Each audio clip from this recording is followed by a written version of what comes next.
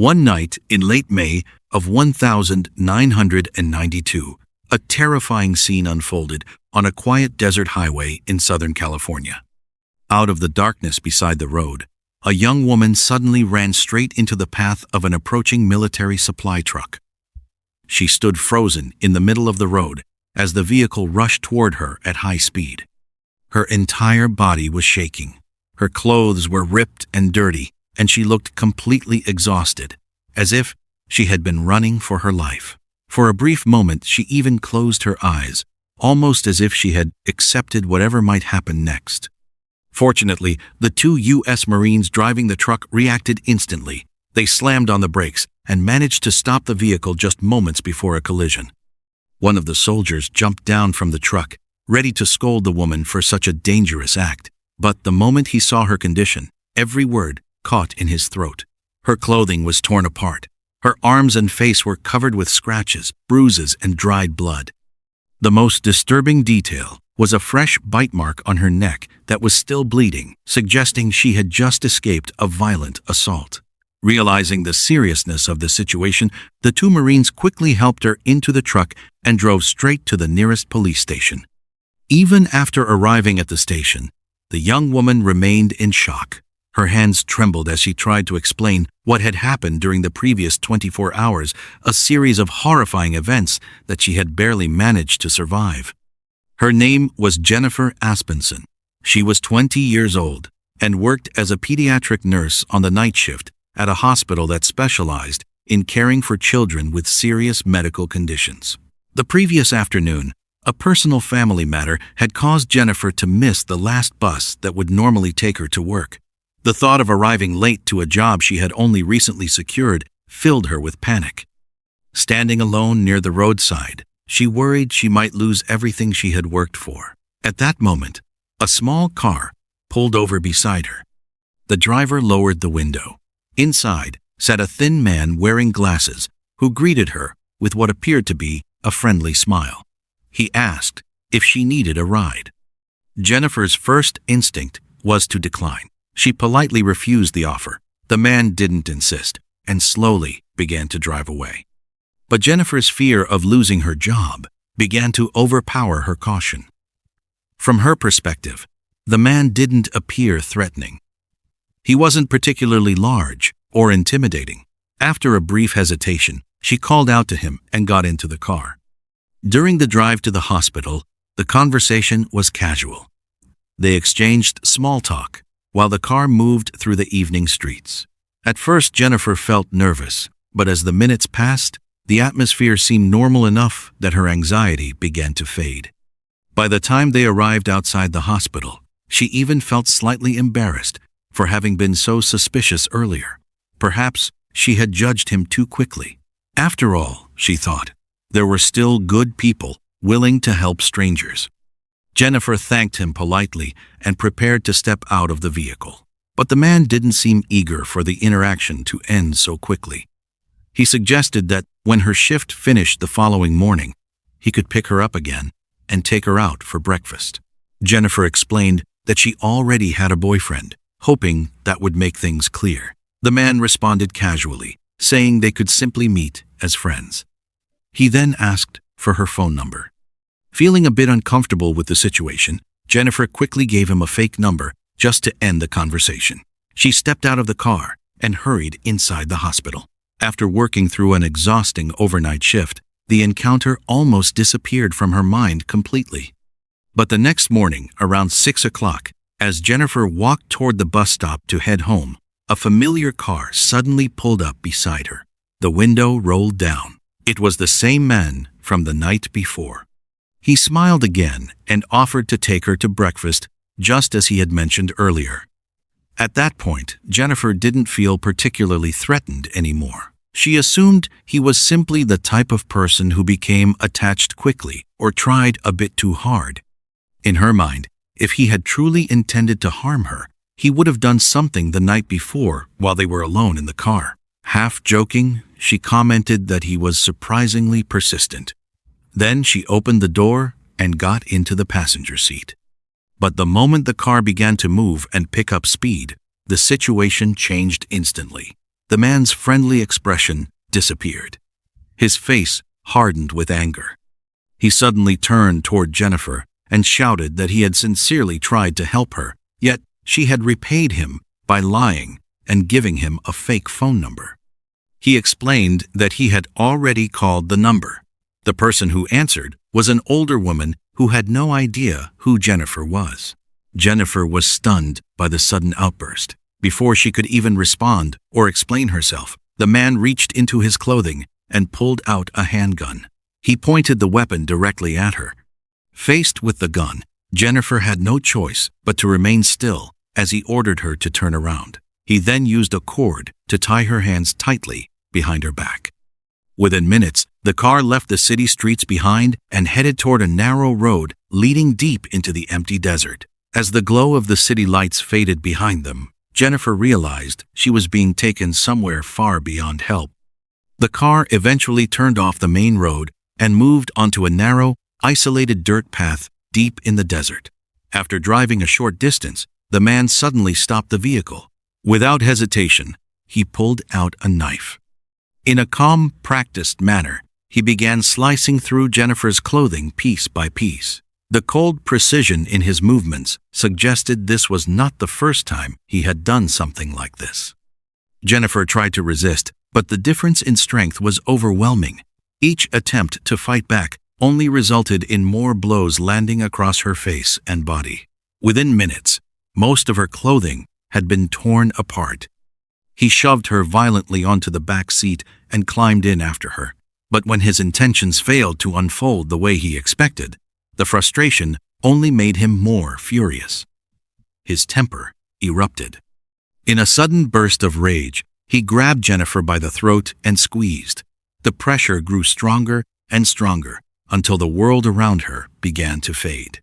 Her vision blurred, and darkness slowly swallowed her consciousness.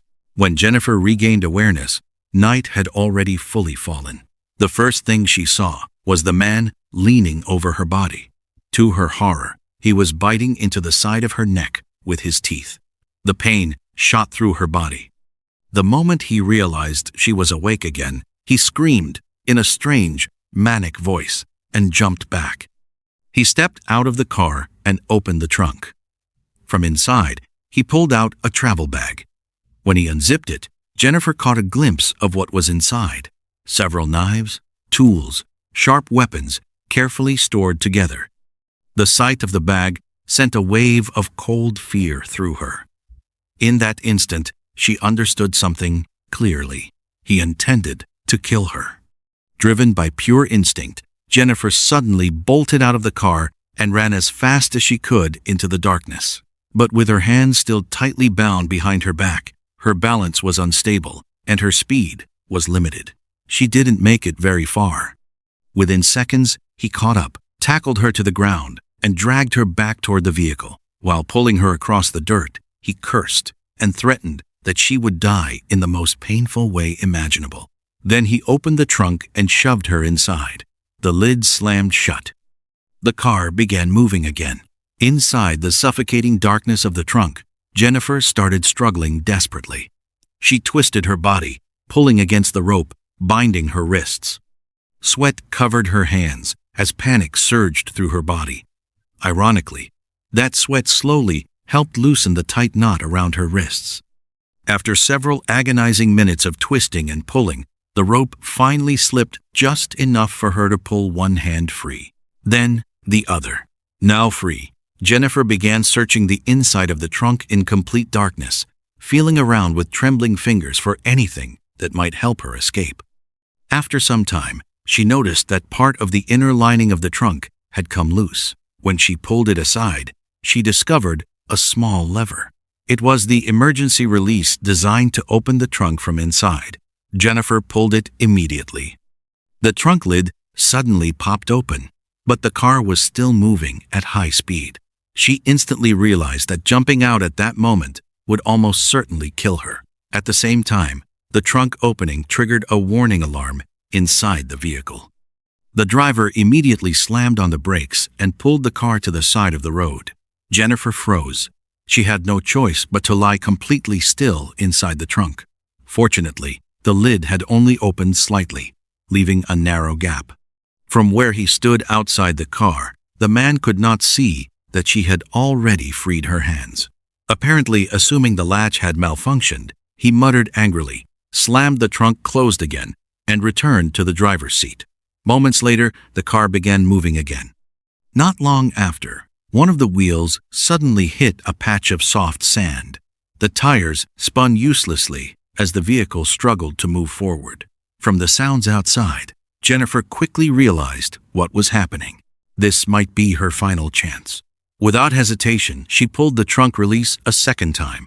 The lid flew open, and she climbed out, sprinting blindly into the darkness. For a moment, the man seemed stunned. Then he jumped out of the car, grabbing a sharp knife before chasing after her. This time, with her hands free, Jennifer ran much faster. She finally reached the paved road and saw a car passing by. Desperate, she waved her arms wildly and tried to stop it. But her torn clothes, blood, and terrified appearance seemed to frighten the driver.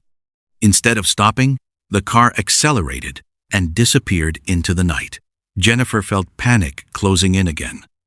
She knew the attacker was still somewhere behind her in the darkness and could appear at any second. Then she saw headlights approaching in the distance. A large truck. With no other option left, Jennifer ran directly into the road and stood in front of the oncoming vehicle, forcing it to stop. Under normal circumstances, once Jennifer escaped and reported the attack, the police would have immediately launched a serious investigation.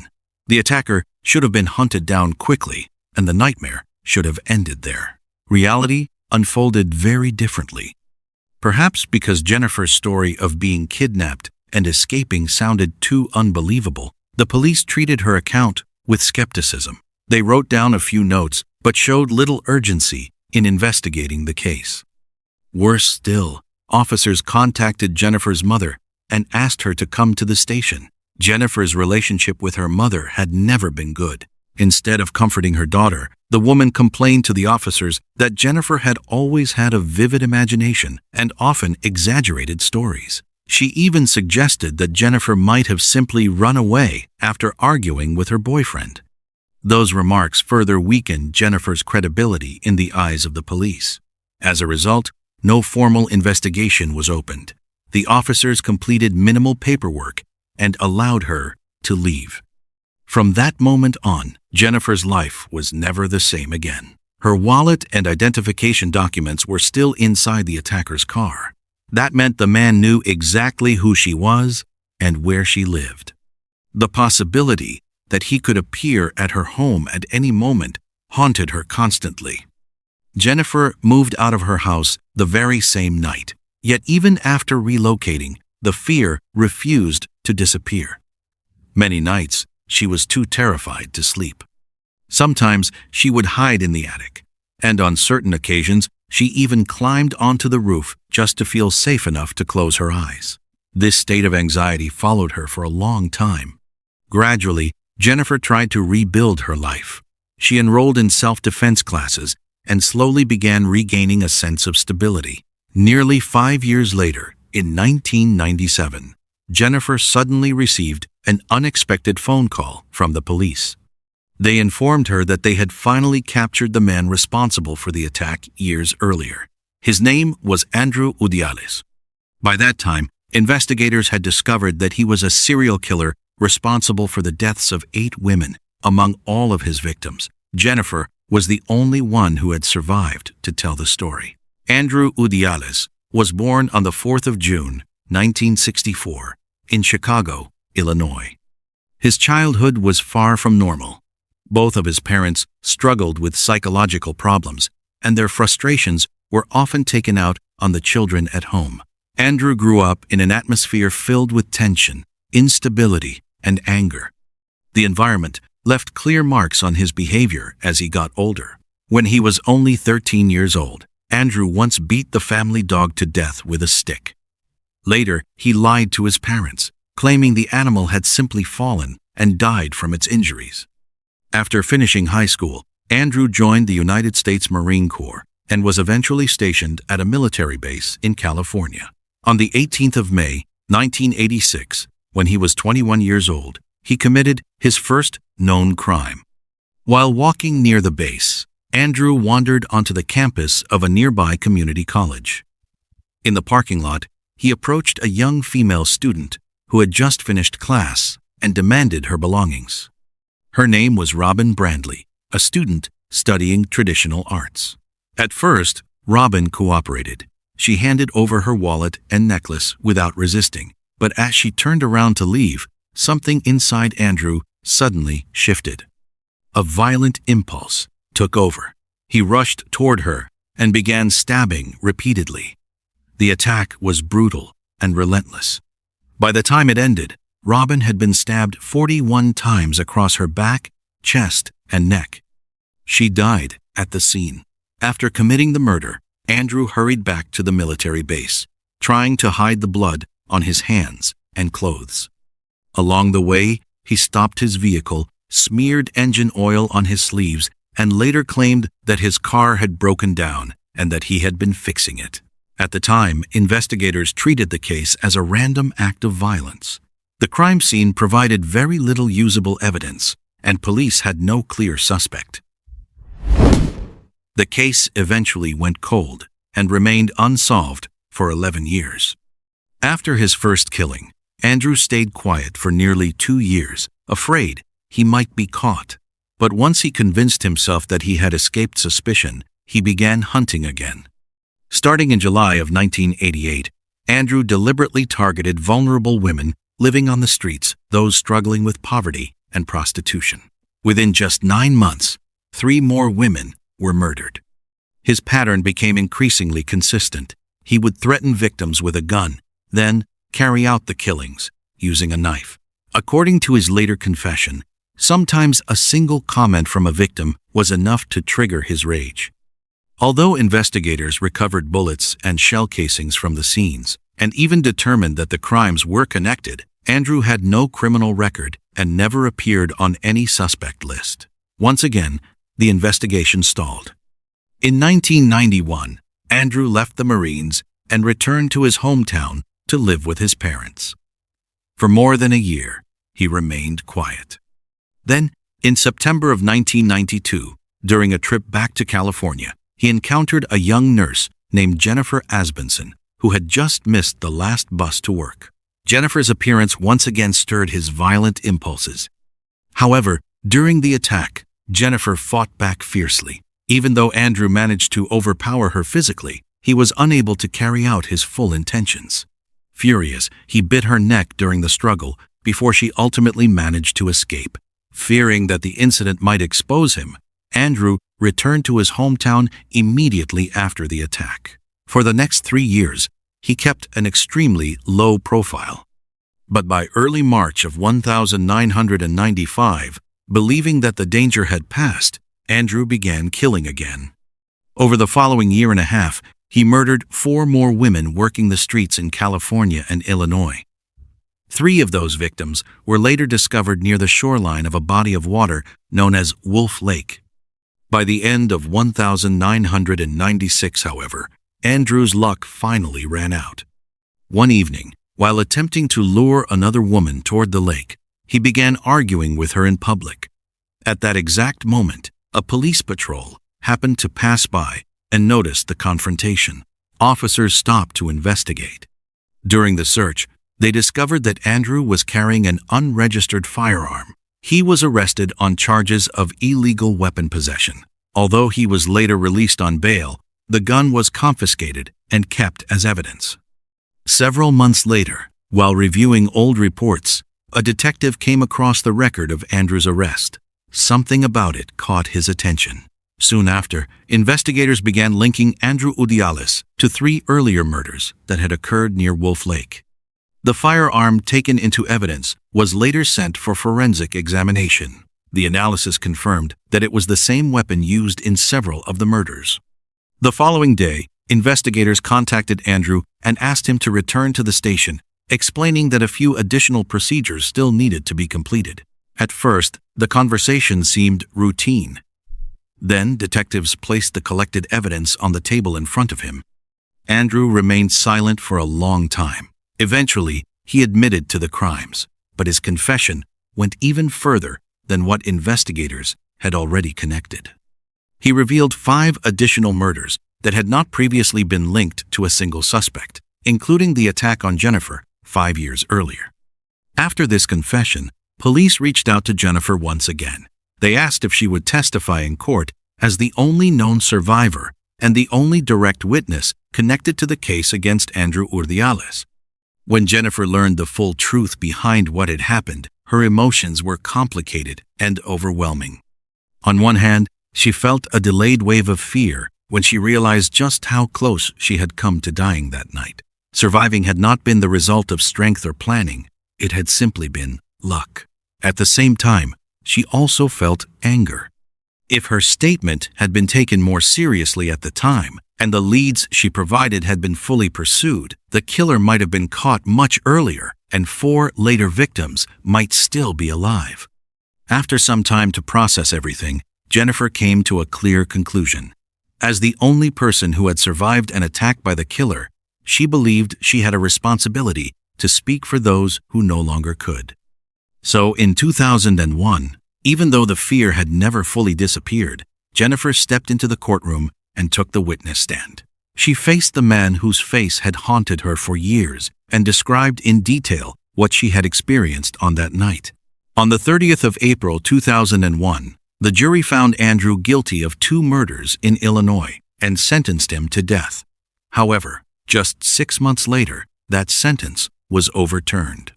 At the time, Illinois was in the middle of an intense debate about the future of the death penalty, and Andrew's case quickly became entangled in that political controversy. Eventually, the governor granted clemency to 167 death row inmates, and Andrew was among them.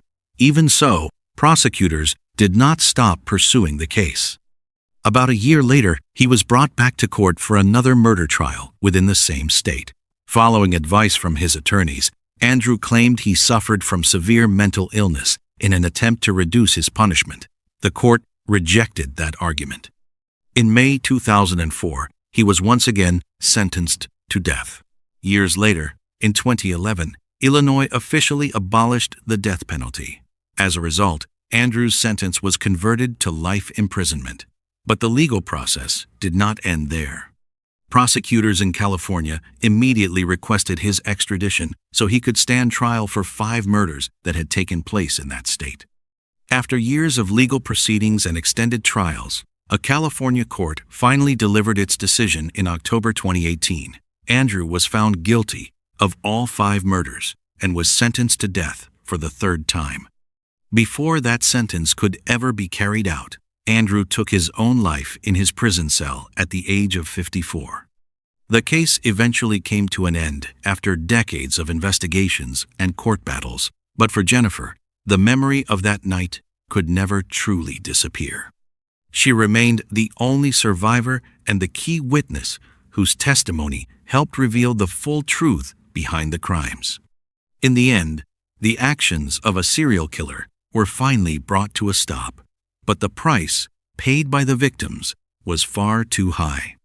Thank you for staying until the final moments of this video. If you found the story meaningful, remember to subscribe so you don't miss future cases and investigations. See you again in the next episode.